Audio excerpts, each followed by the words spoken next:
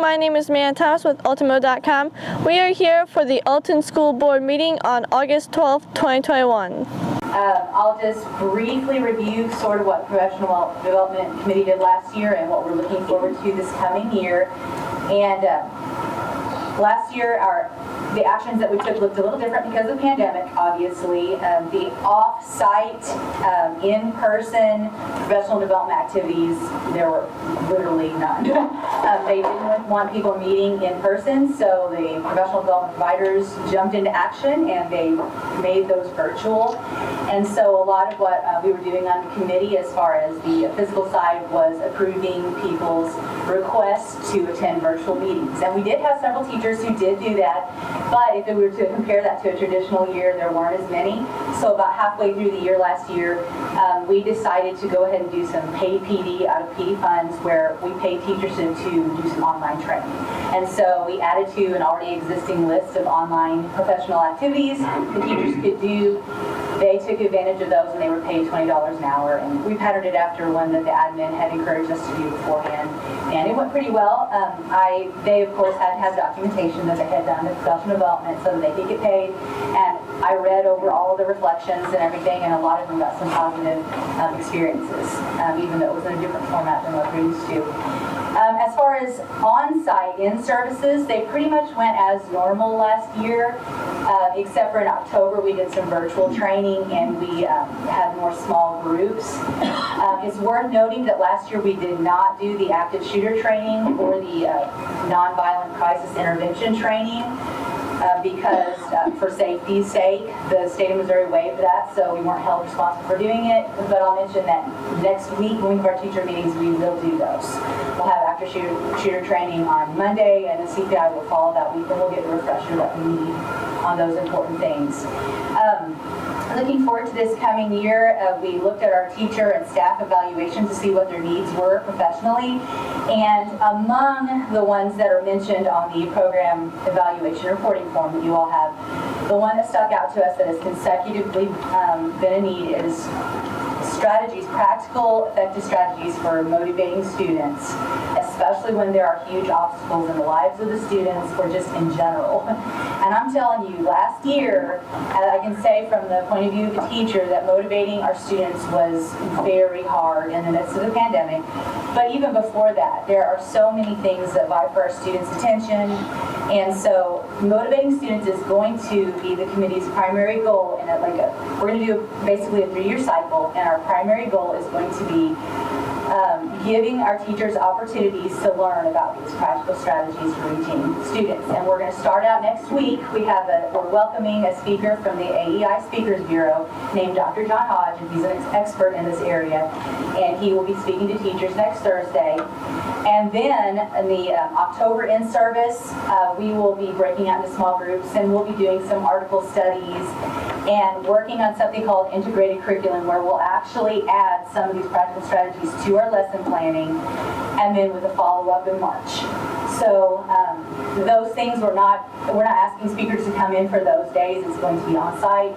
We teachers are going to be doing hands-on things to do that, and we're looking forward. It'll be a 3-year cycle so that we can actually see the fruit of what we're doing, and hopefully it's a type of professional development activity that will stick with our teachers and help them to do better in that area and others.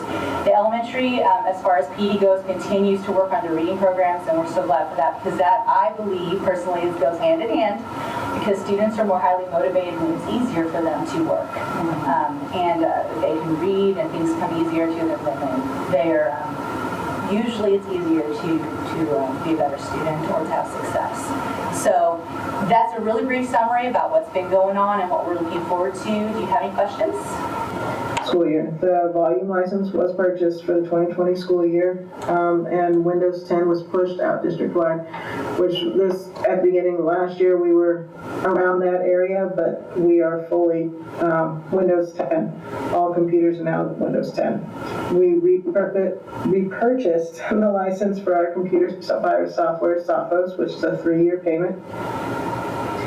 We replaced the elementary teacher desktops from 4 gigabytes of RAM to 8 gigabytes of RAM, and so now the whole entire district, or school district and staff have a standard size We replaced the Chromebooks that were originally 2016, 2017, and we received that from the funds this year to help with bringing us closer to a one-to-one. The high school is, I believe, in a one-to-one, and the elementary we're around that same area. 2 new Epson Breitling projectors were placed in the junior high wing, as well as 2 new teacher desktops were added with the 8GB RAM for the junior high. 2 new non-interactive televisions were placed in the business labs for instructional use, and the smart boards were repurposed to the VOAG department. JAG classroom was set up with 10 Chromebooks and video equipment for instructional use. We had the STEAM club in the elementary with grades 4 through 5th and maxed out at 30 students for the club. We received grant money from Missouri S&T for the elementary STEAM club for Lego education this year. We were given $6,000 as opposed to the $10,000 max last time, and we received it later than we were expecting. We were hoping to do it during summer school, but we weren't able to. And then the other one I was going to mention, we had our ADT number, which is average daily transported. We've talked at some other meetings about what we have went down in enrollment overall the last couple of years, but specifically last year, our number of students transported actually decreased by 138. So our enrollment's only down about 100, and that in a way kind of makes sense because where we think we've lost some enrollment or know we do based on bus ridership, it makes sense that basically some of our outlying areas, we used to bring in a full bus from some of those areas, now we bring in 30 or 35 on a bus, and that theoretically the town of Alton may have decreased a little bit, but proportionally not as much as some of our outlying areas, which is reflected in this, and we've seen other ways of looking at it with the district. So anyway, but with approval of that, then we will get the transportation application submitted. We expect our first, what we call live payment, end of October, 1st of November. Up until then, our transportation we get each month is actually based on last year's data until we get far enough in that they can get a live calculation this year. So we have one resignation for this month. That would be Tony Ogden. His effective last day will be tomorrow. He has accepted a position at Thayer with one of the churches as a youth pastor, so we wish him well in that endeavor. And he has been with us probably right around a year as a custodian, so like I said, wish him well in his next chapter and hope it goes well for him. On our little tour the rest of the year, we talked about supply chain issues, so I think we run into a little bit of that as well. But at the point, Midwest can be here to do their part, and the phone company here to do their part, and hopefully sooner rather than later be operational. So, and then just to add to what Dr. Allen said, when they return, we do some just very simple some plasma testing, just to make sure that they're on their own in the lane do, and that helps us to determine where they're going to go best. Right. So. Yeah, we're going into 4th grade and 6th grade, and on an academic level, that's not as much my concern because I feel that the girls are staying on target, and in some of the areas with a little bit of more personalized approach, I think they've maybe even gained a little ground. My concern was more what the school would allow, and if there were certain dates that if you weren't enrolled by a certain date, then you had to wait until the next semester rolled around or something of that nature. So. Okay. It's been a learning curve problem. Sure. It's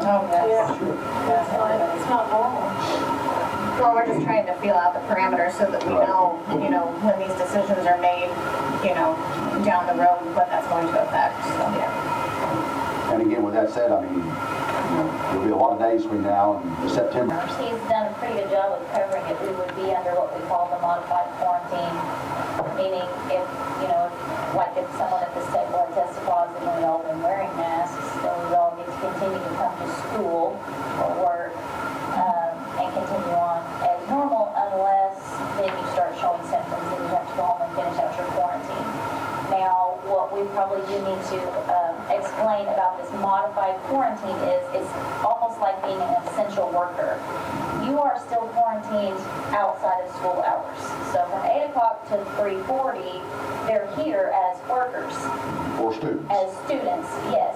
And once they leave, once the school day's over, they have to go home. They can't stay for extracurricular activities, jobs, church, anything they might do outside of school. They would go to school and home for that 14 days, till that 14 days was up. So that's why it's called a modified.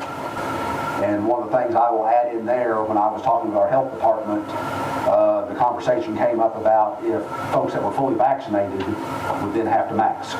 And I mean, well, with that said, not advocating for or against, just we covered the whole spectrum when we talked, so I could relay that information on.